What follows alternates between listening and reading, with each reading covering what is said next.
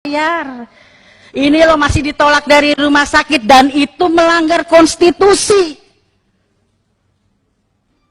Jadi saya perlu ingatkan nih teman-teman semua, baik Kementerian BPJS, Badan Pengawas maupun DJSN dan kita semua yang ada di sini. Mumpung tanda tangan kita masih laku, jangan cuma lihat diri kita sendiri.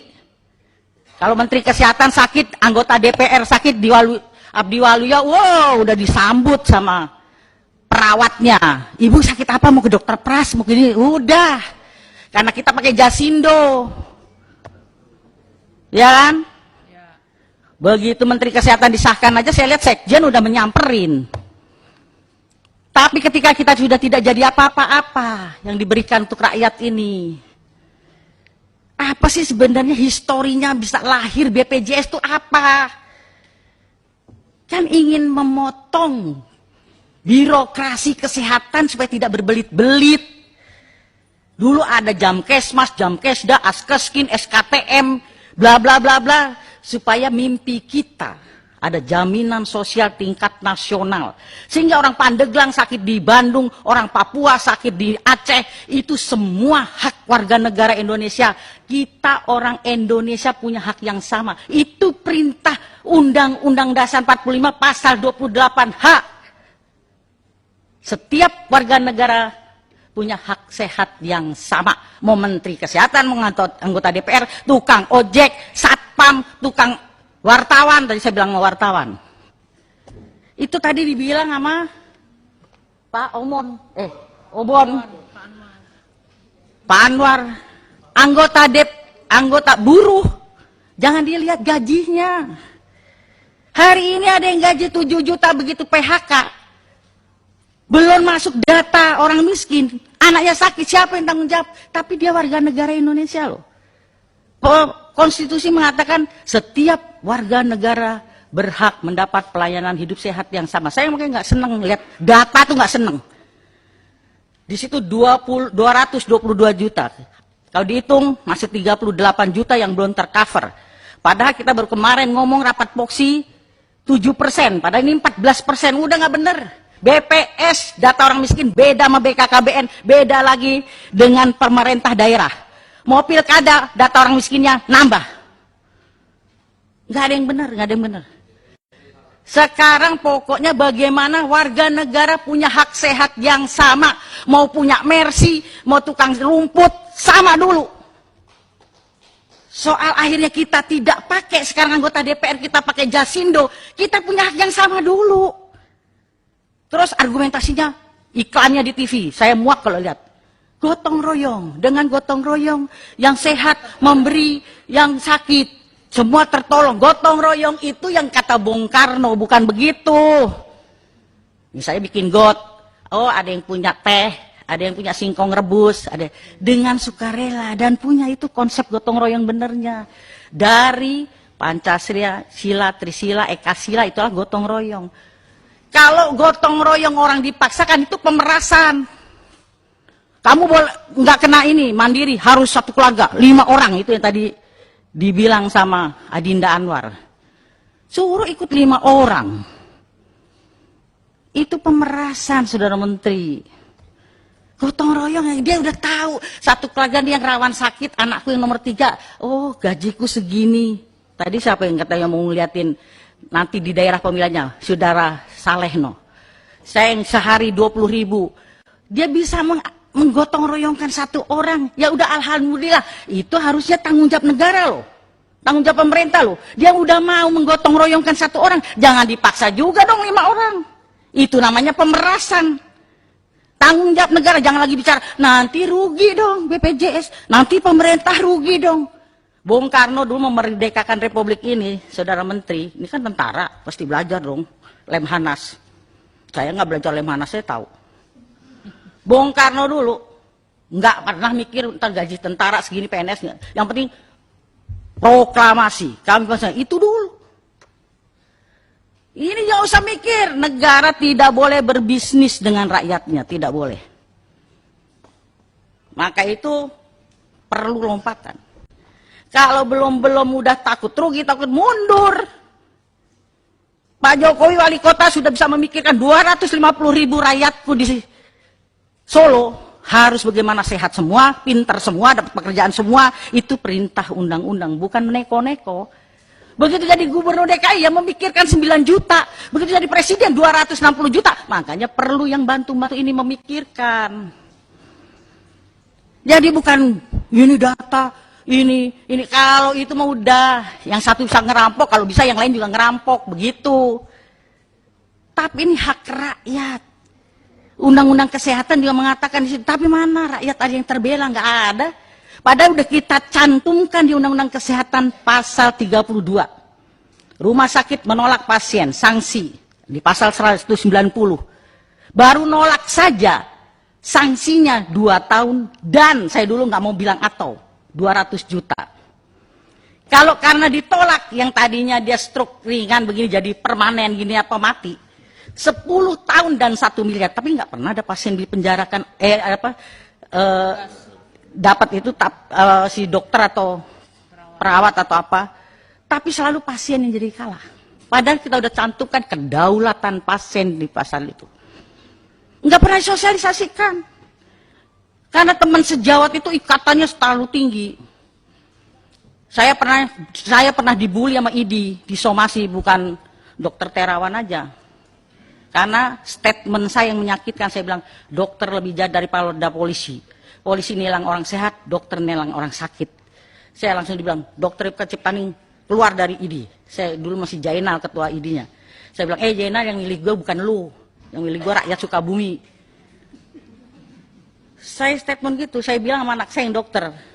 Kalau kamu mau jadi dokter, jangan jadi pedagang. Kalau jadi pedagang, tidak bisa jadi dokter. Nggak boleh dua-dua itu dijadukan. Tapi sekarang dokter-dokter jadi pedagang, repot. Dan tidak harus USG. Jadi perlu revolusi mental dulu itu. Kalau kita dulu kan ilmu dari dosen kita, kepintaran dari Tuhan kita terapkan. Sakit apa Bu? Panas, berapa hari? 4 hari. Coba lidahnya, observasi typhoid. Ibu di rumah diet lunak. Enggak kalau sekarang, dokter sekarang. Padahal udah tahu observasi typhoid. Tapi dia bilang gini, lab ya, 15% dari labnya. Ya kan? Dan salahnya lagi, ini kok labnya ragu ya? Ulang Bu, kan bukan salah pasiennya. Double 15%. Itu alat terpakai, konsul dokternya dapat, ya kan? Itulah kapitalisme masuk di bidang kesehatan. Yang tadinya kesehatan itu orientasi sosial, karena pengaruh kapitalisme bergeser menjadi komersial. Ini tanggung jawab kita bersama. Kalau cuma ngomong masalah defisit, ini data, nggak selesai. Biar orang kaya juga punya hak yang sama, benar. Tapi persoalan negara baru bisa mengasuransikan kelas 3, ya lu kalau mau itu. Mimpi kita ke depan mudah-mudahan nanti bisa di kelas 1 kayak Kuba gitu. Jadi dari Fidel Castro sampai rakyat sama. Begitu. Tapi baru bisa kelas 3 ya. Kalau lu kurang nyaman ya lu carilah swasta. Tapi semua punya saksama dulu. Jangan nanti tiba-tiba PHK. Belum masuk data sakit nih ini. Ini karena bukan tim suksesnya nggak masuk ini. Yang penting itu. Dan pemerintah harus bisa semua kelas 3. Tadi Anwar betul itu. Swasta maupun ada undang-undangnya. Kan ada undang-undang rumah sakit. Bahwa rumah sakit swasta harus 25% atau 20% untuk kelas 3. Artinya gini, lu boleh dong bisnis di negara ini. Tapi punya juga kontribusi lu untuk negara. 20%, 25% harus kelas 3. Kelas 3 itu untuk KIS. Ini jangan Jokowi bagi KIS-KISnya nggak laku di rumah sakit. Itu kan sama nyoreng mukanya Pak Presiden. Bagi KIS, tahu-tahu KIS di rumah sakit, Bu, kelas 3 penuh Bu, adanya kelas 1. Kenapa? Kelas 1-nya kosong, supaya bayar dulu. Namanya rakyat, biarin deh suster anak saya di kelas 1, udah KIS-nya dikantongin, nggak laku kan. Dia telepon temennya, utang dong anak saya dirawat di kelas 1. Untuk apa KIS? Ini PR kita. Tanggung jawab.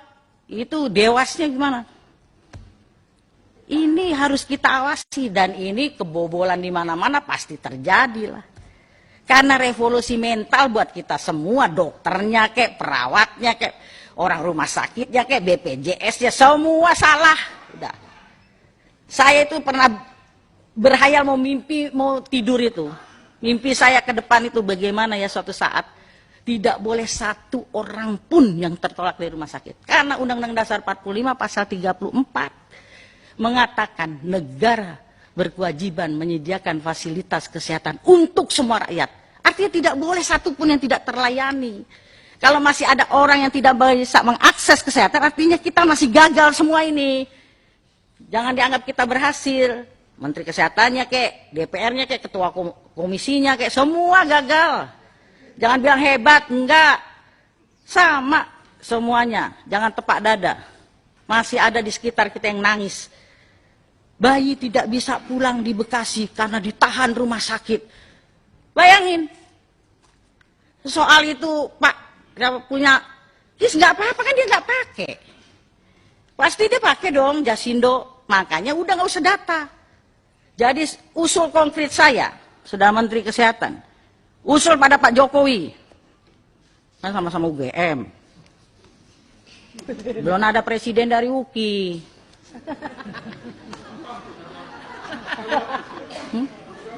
Kalau UGM kan, kalau saya pasti berani ngomong begitu sama presiden. Pak Presiden, ini kan BPJS ini, kalau saya bisa bilang Mas Presiden gitu kan. BPJS ini kan produk unggulan pemerintah Jokowi. Saya usul khusus rapat kabinet tentang BPJS. Menteri Keuangan, tapi jangan Sri Mulyani terus yang nyocor mulutnya. Menteri Kesehatan yang jadi leading sektor di situ. Dia tukang bayar aja, tapi kebijakan kesehatan leading sektornya Menteri Kesehatan di situ. Dia tukang bayar. Ya kan? Di situ ngomong ya, betul. Tentang BPJS. Karena ini carut-marutnya bukan persoalan terus nanti. Pemerintah kan sudah bayarin yang miskin sekian, miskin itu versi siapa? Tadi dibilang Ubin, ada TV, termasuk kategori tidak miskin. Orang itu TV dari mertuanya. Ubin, dia suruh nempatin rumah mantunya. Tukang surveinya salah. Rumahnya gedung, ada motor, motornya kado. Salah surveinya, makanya nggak bisa buat patokan itu survei itu salah udah semua. Pokoknya setiap warga negara rambutnya hitam, makanya jangan suka dibule-bule ini Ibu Ketua itu. Enggak, takut saya, takut dianggapnya tidak bukan orang warga negara asli gitu. Warga negara asli itu kan hitam, kalau uban ini kan lambang tua. Takut saya begitu dilihat bukan warga negara Indonesia. Semua punya hak sehat yang sama di mana seluruh Indonesia. Baru persoalan vaskesnya. Tadi kenapa saya kemarin usul supaya itu diperbarui dari 2005-2015. Saya berharap banyak nih sama Dokter Terawan nih. Saya sebenarnya mengikuti kisahnya apa. Jadi jangan DSA di sana, di sini kita DSA. Ya, betul. Ya kan? Yang di DSA. Cuci otak kita semua. Kita masing-masing. Saya juga bisa cuci otak Anda bisa cuci otak saya, semua kita sama. Jadi begitu. Jadi kita kembali kepada historinya, gotong royong kita yang benar. Ya, jangan iklan gitu lagi dah. Kalau Pak Abidin itu kan tukang bicara Pancasila di mana-mana, Pancasila. Sesuaikah kita sekarang Pancasila, BPJS ini? Kan yang kelima. Keadilan sosial bagi seluruh rakyat Indonesia, kesehatan yang berkeadilan. Kalau masih ada orang tertolak itu belum adil. Kesehatan dari sisi satu aja sila yang kelima. Belum kalau ditarik yang kedua. Kemanusiaan yang adil dan beradab. Beradab apa biadab nih kalau ada bayi masih disandra sama rumah sakit. Jangan masih beradab atau biadab. Nah, Pancasila diomong di mana-mana. Anggota DPR mau dilantik di Lemhanas dulu Pancasila. Sebatas makalah, ngomong Pancasila sampai muak saya dengarnya. Ya. Nah itu sesuai Undang-Undang Dasar 45, Pancasila, Undang-Undang Kesehatan, Undang-Undang Rumah Sakit. Undang-Undang Rumah Sakit juga ada. Bahwa RSUD itu tidak boleh dijadikan sumber PAD loh, hati-hati. Nah, Pak Bupati, ini ada mantan-mantan wali kota, Pak Bupati. Nggak boleh. Hasilnya itu untuk meningkatkan fasilitas kesehatan. Kadang-kadang bupati-bupati kita juga nakal. Ya kan, kalau mau kampanye pilkada, nanti kesehatan gratis, giliran udah jadi. Nah, nggak ada anggaran deh untuk ini. Nah, nggak sesuai dengan Undang-Undang Kesehatan. Oh, sumpah Hipokrates, sekali-sekali Saudara Menteri datengin fakultas-fakultas kedokteran, kumpulin dokter-dokter umum, dokter spesialis. Ini kadang egonya dokter spesialis juga konyol. Nggak memberikan kesempatan adik-adiknya muncul. Kumpulkan, disentuh Hipokratesnya itu. Saya bilang sama anak saya, ketika kau mau jadi dokter, yang dibuat praktek, emang ada kelas VIP? Nggak ada kan? Kelas 3 semua yang colok-colok vaginanya itu. Tapi kalau udah dokter, nggak ada yang mau lagi. Tuse. Yang dirasain apa? Anget katanya ya. Saya dulu kan waktu itu tuse, apa yang dirasakan? Anget, nggak tahu pembukaan berapa itu. Mana ada yang kelas VIP. Tapi giliran udah dokter, datengin BPJS kelas 3, sakit apa Bu? Diskriminasi senyum. Iya kan? Tapi kalau yang datang yang VIP, selamat siang Ibu, sakit apa, buka bajunya. Aduh, senyumnya bagus banget udah pokoknya. Makanya saya pernah mengidekan rumah sakit tanpa kelas. Tapi nggak dikasih izin. Istilah sosialis, komunis lah, apalah, nggak tahu lah. Padahal itu yang benar sesuai Pancasila. Tapi kan nggak dapet izin. Gimana? Nah, jadi itu yang bisa saya sampaikan. Kapan-kapan kita bisa diskusi panjang lebar ke persoalan kesehatan. Ngelotok saya. Cuma nasibnya aja nggak bagus saya. Nggak jadi menteri. Oh, staf saya udah di belakang Dokter Terawan tuh, Mundi Harno, Dokter Bayu dulu yang bantuin saya. Coba semua Mbak Ani ini, dulu semua kan Dokter Oscar ini semua masih ekselon berapa? Di sini aja, malah dulu di situ, sekarang di sini. Itulah politik ya. 10 tahun. Itu politik. Jadi malu aja kalau saya menuangkan mimpiku belum sampai. Saya mimpinya tidak boleh ada orang tertolak dari rumah sakit satu pun. Itu baru negara Pancasila. Kalau belum